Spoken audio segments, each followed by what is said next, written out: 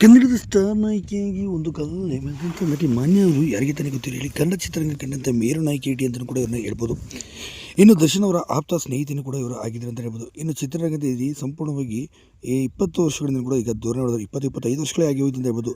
ಇವರು ಮಾಡಿದಂಥ ಕೊನೆಯ ಸಿನಿಮಾ ಅಂದರೆ ಈ ಪ್ರೀತಿ ಒಂಥರ ಅಂತಲೇ ಹೇಳ್ಬೋದು. ಸುಮಾರು 45ಕ್ಕೂ ಅಧಿಕ ಸಿನಿಮಾಗಳಲ್ಲಿ ಅಭಿನಯಿಸಿದಂತೆ ಇವರು ಕೆಲವೇ ವರ್ಷಗಳು ಅಭಿನಯಿಸಿದ್ರು ಕೂಡ ಕನ್ನಡ, ತೆಲುಗು, ತಮಿಳಲ್ಲೂ ಕೂಡ ಇವರು ಅಭಿನಯಿಸಿ ಮಲಯಾಳಮಲ್ಲೂ ಕೂಡ ಒಂದು 3 ಸಿನಿಮಾಗಳಲ್ಲಿ ಕಾಣಿಸಿಕೊಂಡಿದ್ದರು.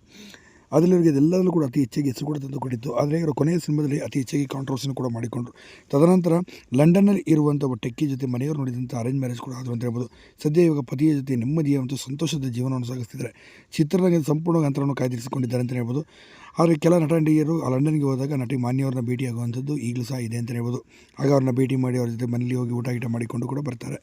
ಹಾಗೆ ಇವತ್ತು ಕೂಡ ನಟಿಯರನ್ನು ನೆನೆಯುತ್ತಾರೆ ಮಾನ್ಯವರು. ಆದರೆ ಚಿತ್ರರಂಗಕ್ಕೆ ಎಂದಿಗೂ ಕೂಡ ವಾಪಸ್ ಮಾಡೋದಿಲ್ಲ. ಅಲ್ಲೇ ಸಿಟಿಸನ್ಶಿಪ್ ತೆಗೆದುಕೊಂಡಿರೋದ್ರಿಂದ ನಟಿ ಮಾನ್ಯವರು ಲಂಡನ್ನಲ್ಲೇ ಪರ್ಮನೆಂಟಾಗಿ ವಾಸವಿರಲಿದ್ದಾರೆ ಅಂತಲೇ ಹೇಳ್ಬೋದು.